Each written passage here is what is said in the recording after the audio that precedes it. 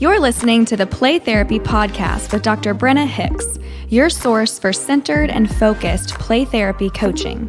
Hi, I'm Dr. Brenna Hicks, the Kid Counselor. This is the Play Therapy Podcast, where you get a masterclass in child-centered play therapy and practical support and application for your work with children and their families. In today's episode, we are in the summer school series, so I am reading another section out of The Art of the Relationship by Garry Landreth. And this is specifically the 4th edition. I've mentioned it before. It's the newest one. I actually own the 1st edition, but the newest is the 4th. So if you're interested in picking up a copy, that is the one that is the most up to date and has a couple of additional things that the earlier editions did not, but really kind of a foundational text. And that's what this summer school series is all about. So that's what we're doing. But before we dive into this section, I wanted to share a little bit of an update for you. I don't know if you all listened to the episode where I shared Gabby from South Africa's story, but she is the art teacher in South Africa. And so I was talking about how important it is to have child-centered principles at use in the schools. She actually sent me a recent follow-up email, and so I wanted to share this little story because, oh my gosh, it just makes my heart happy. So she says, "Hi, Brenna, I have to share this with you. A little boy walked into my art room, looked at me, and said, 'Gabby, every week I come here, you've been giving me choices. Why are you doing that?' Me, you're wondering why I'm giving you choices. I'm wondering why you think I am." He looks at me, gives me the biggest smile, and says, "Oh yes, I forgot. It's because I've been talking too much and I need to work more quietly." He worked quietly for the rest of the session. I'm oh so proud of him and so happy about how well this works. He did it. He worked it out for himself, and we've shifted from external to internal regulation. Oh my gosh. Isn't that the beauty of what we do and why we do it? He can't quite make sense of the fact that he's continually given choices. And so he's wondering about it, brings it up, and then Gabby returned responsibility and gave him an opportunity to ponder it for himself. And it's self-actualization in front of your eyes. He knows what he's struggling with. He knows what he needs to do. And he associated the fact that she was constantly giving him choices with the returning of responsibility to control his own behavior. So his response, so insightful, so astute, "Oh yes, I forgot. It's because I've been talking too much and I need to work more quietly." And then he did. That is why we provide choices. That is why we do everything that we do in the playroom, because there is a beneficial outcome. And so, Gabby, thank you for the update. And oh my gosh, that just makes me so happy and good for him. I'm so excited for him as well. And this is why child-centered play therapy needs to be in every environment where there are children. It doesn't matter what the environment is. If kids are there, the adults need to know child-centered play therapy. So let's make that happen, y'all. Pipe dream, I know, but one starfish thrown back into the ocean at the time, right? Okay, so let's get back to summer school series, Art of the Relationship. I am reading from, let me see what chapter this is. I don't even know. I'm reading from chapter 4, and I want to go through the 10 tenets of relating to children. And wow, are these so powerful. I just get your seatbelts on. Your therapeutic seatbelts on, because these really, if we get this, we have the stage set for everything we need to do afterward. All the skill work, all the clinical work, all the technique, everything that we need to learn, it all hinges back to these 10 tenets. So I'm really looking forward to going over these. And I think these are going to make such an impact on your work and your understanding of what we're doing, straight out of Garry Landreth's mouth. Okay, so he opens this entire section with, "This is the process of relating to children from a child-centered frame of reference." Okay, so as we are in play sessions and as we are interacting with kids, we have a process. This is one of the things that you all have been, I'm going on a side turn for a second, but I promise I'll regroup. This is one of the things you all have been saying to me in communication with me all the time lately. And, you know, I track threads that are woven together through everyone's stories. And I'm constantly looking for the connections and where everything kind of comes back to. So many of you have been reaching out to me or talking to me or whatever. And so many of you are saying, it's child-centered play therapy just resonates with me. There's a resounding yes, because I get the framework now, because I see that there is a system, because I get that there's a process. You've helped me understand that there actually is a template to all of this. And gosh, y'all, like, it didn't even dawn on me that that's what was missing in the training until so many of you started saying that to me. And that's it. If we look at child-centered play therapy as this willy-nilly, we're just doing whatever we happen to think is best in the moment because the kid is leading, that is not child-centeredness. We very clearly and distinctly have a framework. And the framework is what supports the work that we do. We absolutely have a system for this. So these 10 tenets are actually part of that system and framework. So we have to get these as well. All right. So the first one, children are not miniature adults. Wow, I could just stop right there. The podcast is over. That's enough for today. Children are not miniature adults. We do not respond to kids as if they were on our level as an adult. They're not. And how many parents and how many other adults in their lives not only respond to them that way, but expect them to be.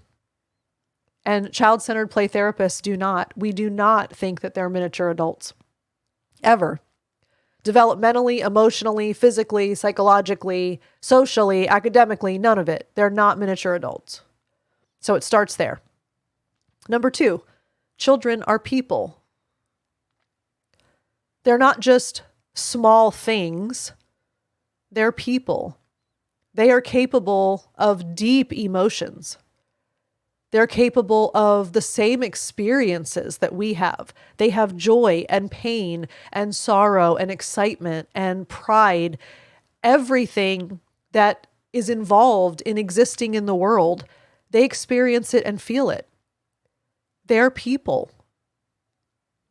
Number 3, they are unique and worthy of respect. We recognize the uniqueness of every child, and we respect them for it. They have their own special thing, every single one of them. And we honor that, we celebrate that, we recognize they're unique and worthy of respect. Kids aren't given hardly any respect from anyone, anywhere, at any time. And as tragic as that is, honestly, like, sorrowfully hurts my heart how disrespected kids are. They're not when they interact with us. And what a gift that is. Unconditional acceptance, unconditional love. You're unique and you're worthy of respect. And we treat them accordingly. Number 4, children are resilient. How often do we talk about this with parents? I mean, this one I think is probably one of the easier ones to express to parents. The first 3, that might be a tough sell for a lot of moms and dads, but children are resilient. We kind of have an entire approach that honors the resiliency of children. They possess a tremendous capacity to overcome all kinds of things, situations, obstacles, experiences, circumstances. They are resilient and they can move past anything that they need to. Number 5, children have an inherent tendency toward growth and maturity. That's self-actualization in a different explanation. They have an inner, innate sense of what's going on. They possess wisdom. They possess insight. They possess knowledge.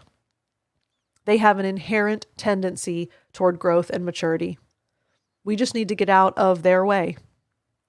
We don't force them to come in our direction. We just move and give them the lane, and we serve as the therapeutic guide rails on the road. Number 6, children are capable of positive self-direction. That's an interesting one. They are capable of figuring things out and dealing with their lives in creative ways. Kids rarely do things, think things, feel things, behave in ways that we expect them to. But they figure things out in their own creative way. If given the time, the tools, and the opportunity, they will positively self-direct. Number 7, children's natural language is play. And, okay, I'm going to go on a brief tangent here. In my coaching program, I ask all of my participants to write what is play therapy, a little mini essay, if you will. And I forbid them from using play as the child's language and toys are their words in their explanation for so many reasons. But as far as one of the tenets go, we will not use that as an explanation for what is play therapy, okay? However, children's natural language is play.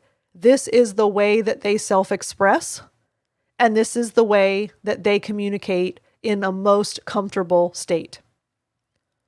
We wouldn't need to play with children. We wouldn't even have play therapy if they didn't naturally communicate through their play. So while I don't value that as an explanation for what is play therapy, I absolutely value it as one of the tenets for relating to children. We don't force them to come into our intellectual cognitive world. We allow them to stay in their natural, playful, emotional state, and we go to them because that's their natural medium of self-expression. Okay, number 8. Oh my goodness, y'all. Here we go. I told you to put on your seatbelts. Children have a right to remain silent. Dun, dun, dun. I cannot count the number of conversations I've had in the last month with therapists asking me, what do I do when the kid says nothing the whole session? How am I supposed to reflectively respond when they literally just do not say a word to me? I have no idea what they're thinking. I have no idea what they're feeling. Oh my gosh, this is the worst session I've ever had. And they're hard. I don't mean to undermine how difficult a session is when a child is not talking. However, tenets for relating to children from a child-centered frame of reference is they have the right to remain silent. And we respect their decision not to talk. Whether they're unwilling to talk, whether they're unable to talk, whether they are too anxious to talk, whether they are too angry to talk, whether they're resisting and they have no desire to talk. Regardless of the reason, we respect their decision not to talk, and they have a right to remain silent. Play therapy does not work if a child is silent. We have to get our own preconceived notions out of the way of what a play session should look like, because a child does not have to talk for play therapy to be effective. Does it make it easier on us when a child talks? Heck yes. But it does not mean that we need to be concerned if a child is not talking. We respect that decision. Number 9, children will take the therapeutic experience to where they need to be.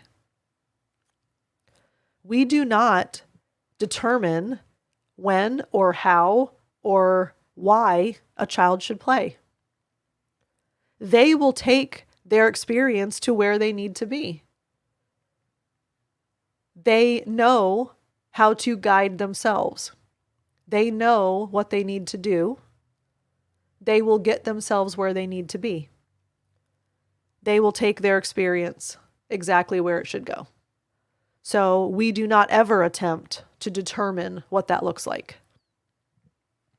And then finally, children's growth cannot be sped up. Oh boy, there's another doozy, right? How many times do we really question 30 sessions in if we need to do something to force things to go a little bit faster? Or we feel pressure from the school. Or mom emails us and says, how many more is this going to take? Because I just do not see the progress that we have wanted to see. And we're like 20 sessions in. Or whatever the reason. Sometimes it's within ourselves. Why in the world is this kid not XYZ? Why has this kid not done such and such yet? We have little mental timelines for ourselves too. Parents have them, teachers have them, principals have them, pediatricians have them. We all have preconceived notions of a time frame. And not that they're always the same, but everyone possesses one. And so when we recognize children's growth cannot be sped up, we recognize that this is an individual process, and we're patient with the child's process. We don't rush it. Certainly don't force it. We're not constantly pushing. We honor the child's process. We're patient, and we recognize that the child grows as the child grows. All right. And to wrap this up, Dr. Landreth says, children are persons in their own right. They do not become persons upon the attainment of some predetermined age or after having met certain criteria. Each child is a unique personality, and that uniqueness is not dependent on any significant person in the child's life. Neither is personal significance limited to or a function of the child's behavior. Therefore, children are worthy of respect because they have worth and dignity. And we appreciate that uniqueness, and we respond to them as people. They don't have to earn the distinction of being a person. They already are. And so we treat them with the honor and the dignity and respect of being a person. And that changes the entire relationship. And as we've mentioned so many times, the entire premise of child-centered play therapy is founded on the relationship. So we cultivate a relationship that honors those 10 tenets. And through that relationship, children are able to do the work that they need. Oh my gosh, such great stuff. I hope that you're liking this summer school series. I'd love to get some feedback from you. I know, oh my gosh, resoundingly, every one of you said yes, yes, yes, reads from some of the seminal works. So I hope that you're enjoying this. I hope that it's grounding you. I hope that it's centering you. I hope that if you've not read these or you haven't read these in a long time, you're starting to see that everything that child-centered is all has a foundation, and we start there. And that's what these seminal texts are doing. They're providing a foundation. So hopeful that this is meaningful to you all. I'd love to hear from you, Brenna at thekidcounselor.com. And hopefully we'll continue this for the rest of the summer. And, we'll continue to dive into more texts and more works and more important information for all of you. All right. I hope that you all have had a great week. Thanks for hanging out with me. Thank you for the time that you spend with me each week. I love spending time with you all. Love you. Talk to you soon. Bye. Thank you for listening to the Play Therapy Podcast with Dr. Brenna Hicks. For more episodes and resources, please go to www.playtherapypodcast.com.